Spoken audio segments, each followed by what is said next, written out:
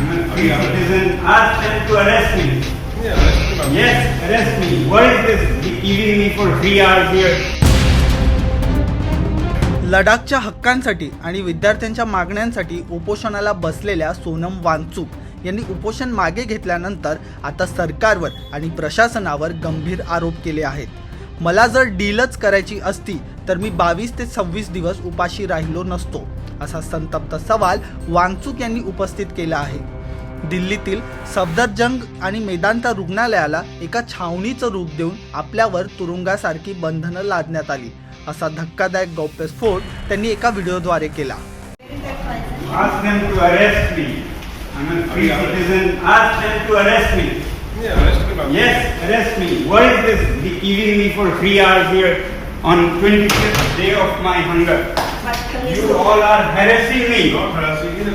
Yes, you. If I die of stress, it will be your responsibility. What order does it number want? लेके आप लोगों को बदतमीजी कर रहे हो, ऑर्डर लेके आओ. हाँ Please open. I'm going. Arrest me if you want. bloody third class people. आप जबरदस्ती क्यों बांध कर रहे थे? Shameless people. This is government or this is a butcher. वो अभी अपने हॉस्पिटल Please come का aside. Arrest me if you want. You are a doctor or a butcher. This is what you do on the 25th day. Order क्या दिया? Ask your doctors. I wanted You to take go. 10 hours ready to give. uplifting your, whatever honor left. But now I'm sorry to say I'm having to leave with this comment. You're the worst institution affected by these people. You have sold your souls. See, they are You not have people. sold your ये souls. बात कर रहे हैं. So if I Yeah, have sold fine. my soul, Yes. you want me to, you know me.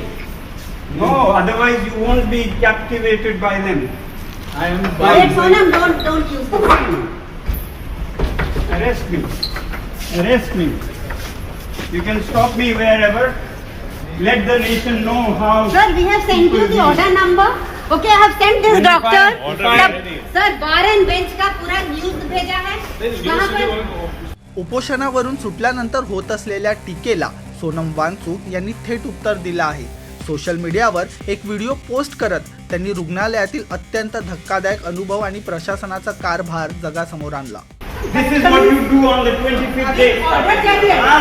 Ask your doctors. I wanted You to take go. 10 hours ready to give. uplifting your, whatever honor left. But now I'm sorry to say I'm having to leave with this comment. You're the worst institution affected by these people. You have sold your souls. See, they are You not have people. sold your ये बात souls. कर रहे हैं. या व्हिडिओमध्ये सोनम वांगचुक एका police कर्मचाऱ्याशी बोलताना प्रचंड संतापलेले दिसत आहे. मला अटक करा असं थेट आव्हानच त्यांनी पोलिसांना दिलं. उपोषण सोडल्यानंतर आपल्यावर होत असलेले टीकास्त्र फेटाळून लावताना त्यांनी स्पष्ट शब्दात सांगितलं, मला जर कसली डील करायची असती तर मी सलग 26 दिवस उपाशी राहिलो नसतो. फिजिकली लड़ के झगड़ के हड़ताल के अंदर और एक हड़ताल करके जमीन पर लेटकर जो ताकत 22वें दिन मेरे में थी वो जोर लगाकर मुझे बाहर जबरदस्ती निकलना पड़ा, आपको नहीं मालूम है. दोस्तों, ये वीडियो मैं थोड़ा दुख और थोड़ा हैरानी, थोड़ा गम और गुस्से के साथ बना रहा हूं.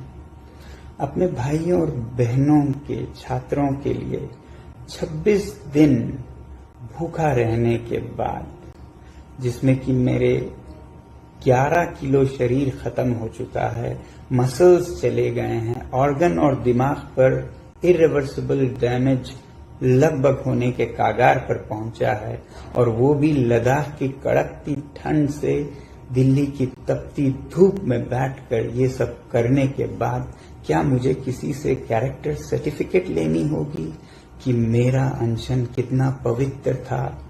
मैंने तोड़ा तो किसके हाथों तोड़ा, उसके हाथों क्यों तोड़ा, इसके हाथों क्यों नहीं तोड़ा, क्या डील हुआ, क्या सौदा हुआ, ये सब मुझे जवाब देना होगा. मैं कल से अब तरल लिक्विड फूड ले रहा हूं, पी रहा हूं, तो थोड़ी सी शरीर में जान आई है. बदकिस्मती से वो जान मुझे इसमें देनी पड़ रही है, दुख के साथ कह रहा हूं. मगर सुबह से मुझे बहुत से लोग फोन करके या पोस्ट दिखाकर कह रहे हैं कि आप पर बहुत सवाल उठाए जा रहे हैं, आपने इनसे क्यों अनशन तोड़वाया, केंद्रीय मंत्रियों से तोड़वाया, किसी और से क्यों नहीं तोड़वाया, क्या डील हुआ है, सौदा हुआ है, ये सब मुझे जवाब देना होगा। अगर सौदा करना होता, डील करना होता तो क्या 26 दिन भूखे रहना पड़ता है? कितनों ने डील किए हैं, आपने देखा होगा। क्या वो इस तरह से डील करते हैं? क्या मैं आलीशान एयर कंडीशन कमरे में बैठ के डील सौदा नहीं कर सकता था? मुझे यहाँ दिल्ली की गर्मी में बाहर रोड साइड पर बैठकर डील करना पड़ता। धिक्कार है ऐसे देश पर जिसमें ऐसे दिमागों की उपज होती है, जिसमें से ऐसे नीच ख्यालात निकलते हैं। मैं दोष नहीं देता हूं आप में से ज्यादातर पर। वांगचुक यांनी दिल्लीतील सफदरजंग रुग्णालयातील तुलना थेट तुरुंगाशी केली आहे। न्यायालयाच्या स्पष्ट आदेशानंतरही मला सफदरजंग रुग्णालयातून हलवण्यात आलं नाही। मेदांता रुग्णालयालाही पोलिसांनी छावणीचं स्वरूप दिलं होतं। तिथे कोणालाही मला भेटू दिलं जात नव्हतं आणि पोलिसांकडून आमचा फोनही हिसकावून घेण्यात आला होता, असा गंभीर आरोप त्यांनी केला।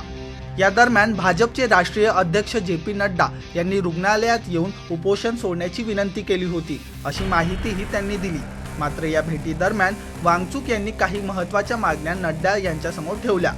वांगचुक यांनी जे.पी. नड्डा यांच्याकडेल्या 3 प्रमुख मागण्या, पहिलं म्हणजे केंद्रीय शिक्षण मंत्री धर्मेंद्र प्रधान यांच्या राजीनाम्याची मागणी त्यांनी लावून धरली। याशिवाय आंदोलन करणाऱ्या विद्यार्थ्यांवर कोणतेही गुन्हे दाखल करू नका आणि आत्महत्या केलेल्या विद्यार्थ्यांच्या कुटुंबांना योग्य ती भरपाई द्या, या प्रमुख मागण्या त्यांनी सरकारच्या प्रतिनिधींसमोर मांडल्या। गेल्या 1 ते 2 आठवड्यात आपल्या कुटुंबाने प्रचंड मानसिक आणि शारीरिक त्रास सहन केल्याचं सांगत वांगचुक यांनी प्रशासकीय वागणुकीबद्दल तीव्र संताप व्यक्त केला आहे। आता वांगचुक यांच्या या खळबळजनक व्हिडिओवर आणि आरोपांवर सरकार काय भूमिका घेणार याकडे सर्वांचं लक्ष लागलं आहे।